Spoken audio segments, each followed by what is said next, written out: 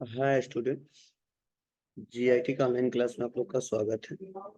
और आज की क्लास में लोग सीखने वाले हैं कि जनरल एंट्री होता क्या है, जनरल एंट्री का फॉर्मेट क्या होता है और जनरल एंट्री करते कैसे हैं। वह आज की क्लास में हम लोग एक एक करके स्टेप बाय स्टेप सीखने वाले हैं और समझने वाले हैं। तो चलिए इसको देखते हैं और समझते हैं और सीखते हैं। तो देखिए, ध्यान दीजिए, रूल आप लोग घर से पढ़े होंगे, याद भी किए होंगे।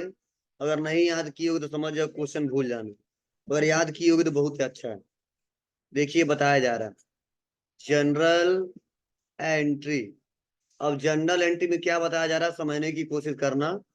कहा जा रहा है अकाउंटिंग सिस्टम में, ध्यान से सुनना, अकाउंटिंग सिस्टम में किसी भी ट्रांजैक्शन को एनालाइज करके सबसे पहले जनरल बुक में रिकॉर्ड करते हैं, जिसे बुक ऑफ ओरिजिनल एंट्री भी कहते हैं। और जनरल एक डे बुक की तरह होता है जहां ट्रांजैक्शन को डेली रिकॉर्ड किया जाता है। और जनरल बुक में एंट्री दो प्रकार से की जाती है। मतलब समझने की कोशिश करना। यहाँ पे क्या बताया जा रहा है, कहा जा रहा है अकाउंटिंग सिस्टम में, अकाउंटिंग सिस्टम में किसी भी ट्रांजैक्शन को एनालाइज करके सबसे पहले जनरल बुक में रिकॉर्ड करते हैं। मतलब बिजनेस में जो भी हम लोग ट्रांजेक्शन करते हैं, ट्रांजेक्शन लोग क्या, लेन देन सौदा कर जो करते हैं उसको एनालाइज करते हैं कि वह किससे रिलेटेड है। और सबसे पहले उसको कहाँ रिकॉर्ड करते हैं, जनरल बुक में रिकॉर्ड करते हैं, जिसे बुक ऑफ ओरिजिनल एंट्री भी कहते हैं। मतलब इसे ओरिजिनल एंट्री के नाम से भी जाना जाता है। और जनरल एक डे बुक की तरह होता है। डे बुक मतलब जिसमें डेली हम हिसाब किताब लिखते हैं। जनरल बुक एक डे बुक की तरह होता है जहां ट्रांजेक्शन को डेली रिकॉर्ड किया था, जहां ट्रांजेक्शन को क्या किया था, डेली रिकॉर्ड किया जाता है। और जनरल बुक में एंट्री दो प्रकार से की जाती है। जनरल बुक में एंट्री कितने प्रकार से की जाती है, दो प्रकार से की जाती है। मतलब यूं कह लो, आज जो हम लोग पढ़ने वाले हैं, मतलब जितना हम क्वेश्चन करेंगे, ध्यान से सुनना, जितना क्वेश्चन हम लोग करेंगे, जितना हम सौदा करेंगे, उसको एक जगह कहीं रिकॉर्ड करेंगे। उसी रिकॉर्डिंग प्रोसेस को हम जर्नल एंट्री कहते हैं। क्या कहते हैं, जर्नल एंट्री। मतलब आप सुबह से शाम तक क्या किए, क्या क्या खरीद रहे हो, क्या क्या बेच रहे हो, किसको पेमेंट दी, किसको रिसीट किए, कहीं लिखते हो ना। वही है यहाँ पे अकाउंटिंग में जर्नल एंट्री। मतलब जो भी हम एक्टिविटी सुबह से लेकर शाम तक हम करेंगे, खरीदेंगे, बेचेंगे, पैसा लेंगे, देंगे, उसको जो रिकॉर्ड करने का प्रोसेस होता है उसे बोलते हैं जर्नल एंट्री। मतलब जर्नल एंट्री क्या है, एक लैंग्वेज है। क्या है, अब लैंग्वेज का मतलब क्या है, जैसे हम लोग अपनी बातों को रखने के लिए, मैं मतलब अपनी बातों को रखने के लिए हिंदी लैंग्वेज का इस्तेमाल कर रहा हूँ। बोलिए,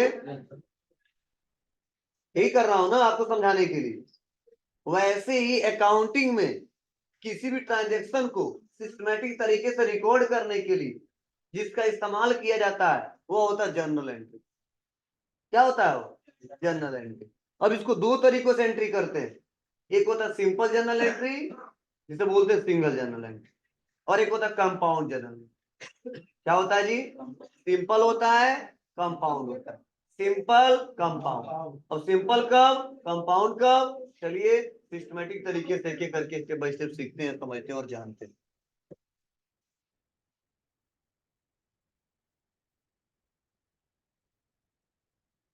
कर सिंपल जर्नल एंट्री, देखो यहाँ पे सिंपल जनरल एंट्री।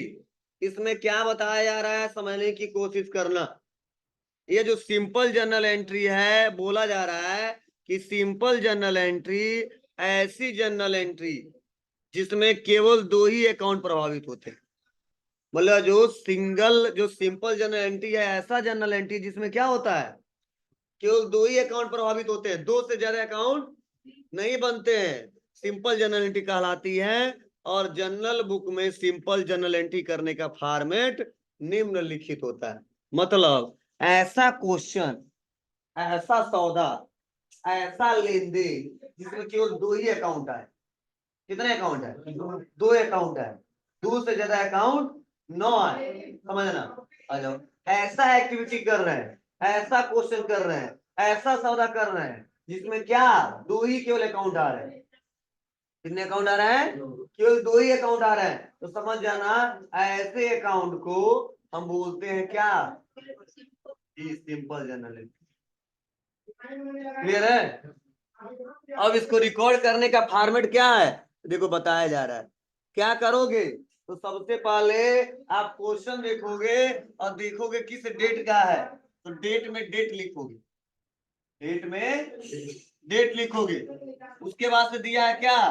पार्टिकुलर। क्या दिया है? पार्टिकुलर। पार्टिकुलर में डेबिट और क्रेडिट लिखोगे, मतलब कौन डेबिट हुआ है और कौन क्रेडिट हुआ है। उसके बाद से एलएफ, इसे बोलते हैं लेजर फोलियो, इसमें कुछ लिखते नहीं है अभी, ठीक है। मतलब ये बताया जाता किस पेज से लिया गया या कौन सा डॉक्यूमेंट, तभी कुछ हम शो नहीं करते हैं।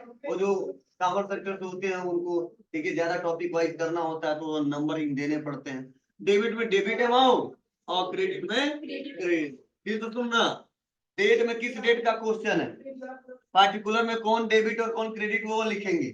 डेबिट वाला हमेशा ऊपर लिखेंगे, क्रेडिट वाला हमेशा नीचे लिखेंगे। क्या समझ है? डेबिट वाला हमेशा ऊपर लिखेंगे, क्रेडिट वाला हमेशा नीचे लिखेंगे। डेबिट वाले के सामने डेबिट वाला अमाउंट, क्रेडिट वाले के सामने क्रेडिट वाला अमाउंट। क्लियर है? अब हम इस पे क्वेश्चन सॉल्व करेंगे। जब क्वेश्चन सॉल्व करेंगे तो मैं करके दिखाऊंगा तो और भी अच्छे से समझ में आएगा कि कैसे इसको रिकॉर्ड करेंगे, कैसे इसको रिकॉर्ड करेंगे।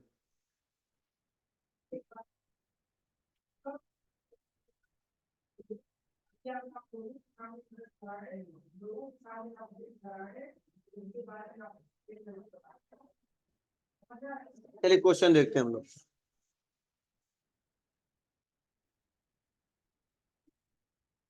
ठीक है, क्वेश्चन दिया है इसमें, क्या दिया है? तो बताया जा रहा है कि as on 1 April 2016 Deepak commerce मतलब स्टार्टेड द बिजनेस विथ ₹50,000। अब समझने की कोशिश करना, मतलब क्या क्वेश्चन कह रहा है, बताइए क्या क्वेश्चन कह रहा है, बताइए आप लोग खुद। इस क्वेश्चन का क्या मतलब है जी? 1 अप्रैल को दीपक के द्वारा व्यापार को स्टार्ट किया जा रहा है, कितना रुपया लगा के? क्लियर है ना? तो याद करो पुरानी बातें, कब हम शुरू में पढ़ाए थे 5-6 दिन पहले, कि जब व्यापार के स्वामी द्वारा व्यापार को स्टार्ट करने के लिए जो धन वस्तु व्यापार में लगाया जाता है वो क्या कहलाता है? कैपिटल कहलाता है। याद है ना आपको? चलिए, तो वही कंसेप्ट यहाँ पे लगाना आपको। तो इस क्वेश्चन के हिसाब से एक यहाँ पे अकाउंट बनेगा, कौन सा अकाउंट? कैपिटल का। इसे आगे लिखना है अकाउंट, ऐसे अकाउंट लिखना, पूरा मत लिखना। क्लियर है? अब उसके बाद से अब ध्यान दो, इसमें लगाया क्या है? ना बिल्डिंग लिखा है, ना फर्नीचर लिखा है, ना अदर कुछ लिखा है, तो कैश ही लगाया होगा ना जी। इसीलिए यहाँ पे एक अकाउंट क्या बनेगा? कैश। हम उस दिन मैं बोला था जो थ्योरी अच्छे से पढ़ा होगा बहुत अच्छे से कंसेप्ट क्लियर हो जाएगा, आसानी तरीके से काम कर लेगा। अब आप बताओ, हमने दो अकाउंट निकाल लिया, एक कैपिटल का और एक कैश का। अब रूल लगाना है यहाँ पे, क्या लगाना है? रूल। कौन सा रूल? Golden rule. तो आप बताओ कैपिटल कौन सा अकाउंट है? हाँ, पर्सनल अकाउंट है, अभी हाल ही में पढ़ाए थे आप। चलो, कैश कौन सा अकाउंट है? रियल अकाउंट है। क्यों है? एसेट्स है। क्लियर है? तो पहले तो देखो कंसेप्ट क्या समझ में आया आपको। पहले तो हमने क्या किया, क्वेश्चन पढ़ा। क्या किया? क्वेश्चन पढ़ा, उसको समझा, उसके बाद से अकाउंट निकाला। अकाउंट निकालने में तब पहचाना कि कौन अकाउंट किससे रिलेटेड है। हमने दोनों पहचान लिया। हमने पहचान लिया कैश है रियल और कैपिटल है पर्सनल। अब कुछ नहीं करना, गोल्डन रूल लगा देना है डेबिट और क्रेडिट का। तो आप बताओ, कैश और रियल का रूल क्या है? जो धन वस्तु व्यापार में है उसको डेबिट करो, और जो धन वस्तु व्यापार से जाए उसको क्रेडिट करो। तो आप बताओ, व्यापार को जब स्टार्ट किया जाएगा तो व्यापार में कैश आएगा कि व्यापार से जाएगा? व्यापार आएगा, मतलब व्यापार में कैश आएगा। कितना रुपया आएगा? कितना रुपया आएगा? 50 रुपये। बोलो आएगा ना? मतलब जितना लगाएगा उतना आएगा। मतलब इसमें कितना क्वेश्चन की तरह कितना लगाया गया? कितना लगाया गया जी? तो क्या रहेगा जी? मतलब तो व्यापार में आ रहा ना जी, और इसीलिए कैश को, अकाउंट को हम करेंगे क्या? डेबिट। क्या करेंगे इसको? डेबिट। और अगला देखिए कैपिटल। अब आप बताओ, अब पर्सनल का रूल है कि अगर पाने वाला हो तो डेबिट करो और देने वाला तो क्रेडिट करो। अब बताओ कैपिटल पाने वाला है देने वाला जी, तो क्या करोगे? क्रेडिट। कुछ समझ आया? क्या समझ आया? मतलब ये व्यापार के द्वारा, व्यापार के मालिक के द्वारा दिया जा रहा है। बोलो, बस सिंपल है। और या यूं कह लो, या याद कर लो, रट लो, कैपिटल के अकाउंट हमेशा क्रेडिट होता है। क्या होता है? कैपिटल के अकाउंट हमेशा क्रेडिट होता है, अकाउंटिंग का रूल। क्लियर है? अब इसको सॉल्व कैसे करेंगे, लिखेंगे कैसे? तो लिखने का तरीका क्या है? तो बस यहाँ पे बताओ किस डेट का क्वेश्चन है बाबू? किस डेट का क्वेश्चन है? 1 अप्रैल का। तो यहाँ पे लिखेंगे 1 अप्रैल। क्लियर है? उसके बाद से पार्टिकुलर। क्या है? पार्टिकुलर। तो मैंने बोला है डेबिट वाला हमेशा ऊपर रहेगा और क्रेडिट वाला हमेशा नीचे रहेगा। तो कैश डेबिट हुआ ने जी, तो लिखेंगे यहाँ पे कैश। ध्यान से सुनना, ऐसे आपको भी बनाना है, कैश अकाउंट डेबिट। कितने रुपए से डेबिट? 50,000। क्लियर है? उसके बाद से क्रेडिट के लिए क्रेडिट नहीं लिखते उसके सामने, लिखते हैं 2। क्या लिखते हैं? 2। क्या लिखेंगे? 2 कैपिटल अकाउंट। 2 का क्रेडिट होता है, यहाँ पे क्रेडिट उसके सामने नहीं लिखते। 2 का मतलब क्या होता है? यहाँ पे क्रेडिट होता है। और कितना रुपया यहाँ पे मत लिख देना, क्रेडिट वाला क्रेडिट के सामने और उसी के सामने लिखना, इसलिए यहाँ पर रहेगा। क्लियर है? मतलब क्या है, यह अकाउंटिंग का रूल है। और उसके बाद से जो मान लो कॉमर्स सेक्टर से रहते हैं तो उनको जरूरत पड़ता है, या आप लोग भी चाहते हो नरेशन लिखना तो नरेशन भी लिख सकते हो। ठीक है, being invested bye proprietor with cash rupees इतना रुपया। हाँ बोलो। जो जाता है उसे क्रेडिट बोल। जाता होता नहीं है, रूल के हिसाब से हम पढ़ा रहे हैं कि अगर देने वाला हो तो डेबिट, देने वाला हो तो क्रेडिट करेंगे और पाने वाला तो डेबिट। रूल हुआ है, उसे नहीं बोलेंगे। जो रूल है उसके हिसाब से अकाउंट पहचान के क्वेश्चन सॉल्व करेंगे। ठीक है, तो सब गलत हो जाएगा, देता है तो क्रेडिट होगा, लेता है तो डेबिट होगा। सर है ना? रूल जो याद कर लो, एक बार रट लो, ये कंसेप्ट याद करना पड़ेगा, उन्हें बोला तो उसी दिन। क्लियर है ना? नहीं तो देखते हो ना बैंकों में, जब बैंकों किसी को पेमेंट करता है तो डेबिटेड लिखता है, अच्छा पैसा आता है तो क्रेडिटेड लिखता है। तो कंसेप्ट लगाओ तो गलती हो जाएगी। देखते हो ना, जब पैसा आता है तो लिखता है योर अकाउंट क्रेडिट रुपीज इतना रुपया, और जब किसी को पेमेंट करते हो तो योर अकाउंट डेबिटेड रुपीज इतना रुपया, तो उल्टा हो जाता है।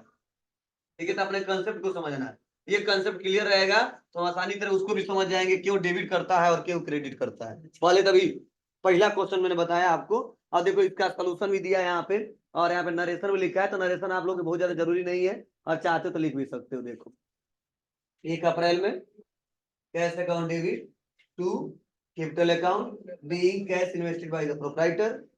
बोलिए डेबिट अमाउंट, एक गलती से क्रेडिट वाला नहीं लिखा है, यहाँ पे लिख देंगे क्रेडिट। नोट तो बना लेना, छोड़ दिया गया, नीचे लिखना क्रेडिट वाला है, क्रेडिट सामने है, यहाँ पे लिखना है।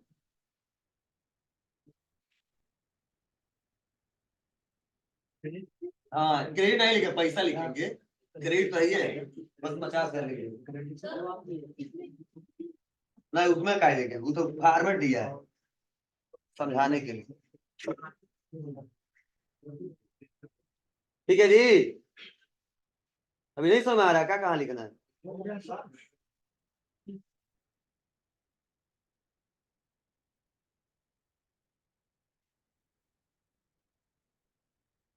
चलिए क्लियर है? चलो अब दूसरा क्वेश्चन। ए शांत रहिए बाबू। अब दूसरा क्वेश्चन देखें हम लोग। चलिए पहले समझ लीजिए, 2-3 क्वेश्चन हमको बता लेने दी, ठीक है ना? उसके बाद सब दिमाग लगाए आप लोग खुद करना है। चलिए अगला क्वेश्चन देखिए क्या कह रहा है। कहा जा रहा अगले क्वेश्चन में, क्या कहा जा रहा बाबू? As on 1 April 2016 Deepak bought furniture, मतलब बॉट मतलब क्या है? परचेज करना, खरीदने की बात की जा रही है। ठीक है, Deepak bought furniture for his business by paying cash ₹20,000। कितना जी? मतलब क्या किया जा रहा है? दीपक के द्वारा 50,000 रुपए का फर्नीचर खरीदा जा रहा है। और वो फर्नीचर किससे रिलेटेड है? बिजनेस से रिलेटेड है। और कितना पे किया जा रहा है? 20,000।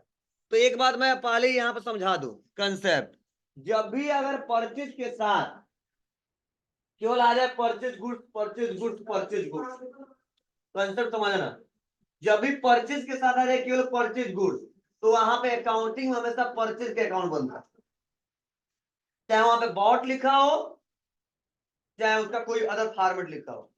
अगर परचेज है अब गुड्स उसके सामने है, परचेज गुड्स बॉट गुड्स, तो समझ जाना वहां पे हमेशा परचेज के अकाउंट बने, कोई बॉट के अकाउंट नहीं बनता, बाई के अकाउंट नहीं बनता, समझा ना? तो कई बार आ जाता है, तो ध्यान देना। मतलब जब भी गुड्स आ जाए परचेज के साथ, और चाहे कोई फार्म हो परचेज का, ठीक है ना, तो समझ जाना वहां पे हमेशा परचेज के अकाउंट बनेगा। लेकिन उसी परचेज के साथ किसी संपत्ति का नाम आ जाए और वो खरीद रहे हैं, जैसे purchase furniture, purchase computer, purchase building, purchase stationery, purchase projector, तो समझ जाना जब कोई एसेट्स खरीद रहे हैं, क्या खरीद रहे हैं? एसेट्स खरीद रहे हैं, तो वहां पे वह संपत्ति व्यापार को चलाने के लिए खरीद रहे हैं, तो वहां पे हमेशा उस एसेट्स के अकाउंट बनेगा, ना कि परचेज के अकाउंट। समझ आया? क्योंकि देखो दो क्वेश्चन दिया है, यहाँ ऊपर लिखा है बॉट फर्नीचर और नीचे लिखा है परचेज गुड्स, तो जब परचेज गुड्स आया ना तो हम परचेज के अकाउंट बनेगा, या बॉट गुड्स आता ना तभी परचेज के अकाउंट बनता है। लेकिन यहाँ पे क्या लिखा गया? बॉट फर्नीचर, मतलब फर्नीचर खरीदा जा रहा है, और फर्नीचर हमारे व्यापार के लिए क्या है? एसेट्स है, और इसीलिए वहां पे परचेज के अकाउंट नहीं बनाएंगे। किसके अकाउंट बनेंगे? फर्नीचर के अकाउंट बनाएंगे। किसका अकाउंट बनाएंगे? फर्नीचर का। सेट कर लेना माइंड में, बार बार नहीं बताएंगे। जब परचेज गुड्स है तो परचेज के अकाउंट, परचेज का किसी संपत्ति का नाम आए उस संपत्ति का अकाउंट। क्लियर है? इसीलिए दोनों अंतर है। तो चलिए अब बनाते हैं इसमें हम क्या, तो आप बताओ इस क्वेश्चन का क्या मतलब, हम तुमसे पूछ रहे हैं क्या खरीद रहे हैं बाबू? फर्नीचर। तो पहले तो एक अकाउंट बनेगा किसका जी? तो यहाँ पे एक क्वेश्चन बन के आएगा कि यहाँ पे फर्नीचर खरीद रहे हैं सर, तो यहाँ पे एक फर्नीचर का अकाउंट बनेगा।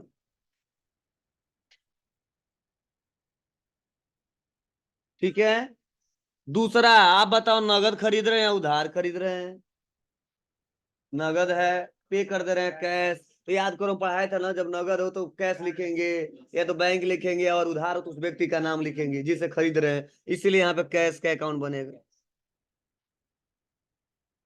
अब आप बताओ कैश फर्नीचर कौन सा अकाउंट है? Real, you real. कैश कौन सा अकाउंट है? ये भी रियल, मतलब दोनों रियल। आपको सर क्या ऐसा हो सकता है क्या दोनों सेम अकाउंट है? हाँ, तीन गो आएंगे तीनों सेम अकाउंट आ सकते हैं, चार गो आएंगे चारों सेम अकाउंट आ सकते हैं, मतलब एक ही अकाउंट बार बार हो सकता है, लेकिन रूल लगाएंगे तो डेबिट क्रेडिट अलग अलग हो जाएगा कैश से। तो आप बताओ कैश फर्नीचर खरीद रहे तो व्यापार में आ रहा है कि जा रहा है? वाह, कैश हमारे व्यापार में आएगा कि जाएगा? तुम मेरे दुकान पे आ गए और एक कुर्सी खरीद लिए, तो आप बताओ पैसा दोगे तो तुम्हारे व्यापार में आ जाएगा कि जाएगा? आएगा तुम्हारे व्यापार में क्या? कुर्सी। अरे गधा चेयर खरीदोगे तो तुम्हारे व्यापार में चेयर आएगा और कैश जाएगा, और मेरे व्यापार से चेयर जाएगा और कैश आएगा। ठीक है ना? इसीलिए कैश जब खरीद रहे हैं तो जा रहा है, और इसीलिए क्रेडिट कर देंगे। और फर्नीचर हमारे व्यापार में आ रहा है इसलिए डेबिट कर देंगे, तुम्हारा ना? तो क्या बनेगा? Furniture account debit to cash account, तो डेबिट वाले के पैसा सामने डेबिट वाला, क्रेडिट वाले के सामने पैसा क्रेडिट वाला, बस आराम से लिख सकते हो। और अगर नरेशन लिखना चाहते हो लिख सकते हो being purchase furniture by cash. या जरूरी नहीं होता है, फिर भी अगर बना के लिखना चाहते हो तो तुम्हारी मर्जी।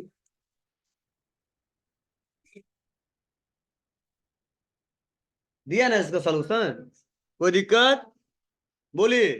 तो हमने आपको कितना बता दिया, 2 क्वेश्चन बता देते, एक तुम लोग बना के दिखा। कहा जा रहा है, ऐ जवान सुन लो, दिमाग मत लगाओ, अब जितना लगाना लगा लिए। इधर देखो सामने, as on 2 April 2016 purchase goods. तो अभी हम पहले ही बता दिए, जब भी परचेज गुड्स आ जाए तो वहां पे परचेज के अकाउंट बनेगा। इसमें ज्यादा सोचना तो है नहीं, बहुत टेंशन की बात तो है नहीं, हम साफ साफ बता दिए आपको। खरीद रहे हैं तो बताना पड़ेगा खरीद रहे हैं, ठीक है। एसेट्स रहता तो एसेट्स का अकाउंट बनता, इसीलिए कोई दिक्कत नहीं, यहाँ पे परचेज का अकाउंट बनेगा। राम किससे खरीद रहे हैं? प्रदीप से। प्रदीप हमारे क्या है, सप्लायर है। ऑन क्रेडिट तो उधार खरीद रहे हैं। हर रुपये कितना, 10,000। इसमें कौन सी बहुत बड़ी बात है जी? हम बोल रहे हैं कि जब भी परचेज के साथ अगर नगद की बात करें तो कैश लिखेंगे, और जब उधार की बात करें तो उस व्यक्ति का नाम लिखेंगे। वही तुम गलती की होता है आवाज नहीं इसका, सरफराज क्या नाम है, शेर मोहम्मद। चलिए ध्यान दीजिएगा। तो क्या है, एकदम सिंपल है। एक तो बनेगा किसका अकाउंट, परचेज के अकाउंट बनेगा बाबू। दूसरा किसका अकाउंट बनेगा, प्रदीप का। किससे खरीद रहे हैं, क्योंकि उधार खरीद रहे हैं तो नाम लिखना जरूरी है। बोलिए। अब परचेज बताओ क्या है, नॉमिनल अकाउंट है। प्रदीप कौन सा अकाउंट है, पर्सनल अकाउंट है। तो परचेज हमारे व्यापार के लिए खर्चा होता है, और मैंने बोला था जितने आपके एक्सपेंसेस होते हैं नॉमिनल के रूल से डेबिट हो जाते हैं।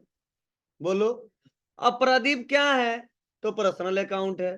तो बताओ हम इनसे उधार माल खरीद रहे हैं, तो प्रदीप पाने वाले हैं कि देने वाले हैं? देने वाले हैं। क्या पा रहे हैं, कुछ नहीं पा रहे, उधार माल दे रहे हैं केवल, कुछ नहीं पा रहे हैं। जब इनको पेमेंट करेंगे तब तो पाएंगे यार, इसमें कुछ नहीं पा रहे हैं और इसीलिए ये क्रेडिट हो जाएंगे। बताओ कितना इजी है।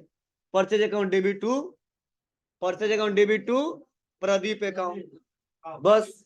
जैसे इसका आंसर भी देखो तुम्हारे नोट्स में दिया है, लेकिन हम हिंट नहीं दिए, नहीं तो नकल करने लगते तुम लोग। जब पढ़ना पलटते तो आंसर दिया है, ठीक है। तो अच्छा था पन्ना पलटे नहीं है तुम लोग, ईमानदारी से काम किए हो। फिर बता दिया ना कि अप्रैल है परचेज अकाउंट डेबिट 10,000 और टू प्रदीप अकाउंट क्रेडिट 10,000, और नरेशन लिख दिया है being purchase goods from Pradeep.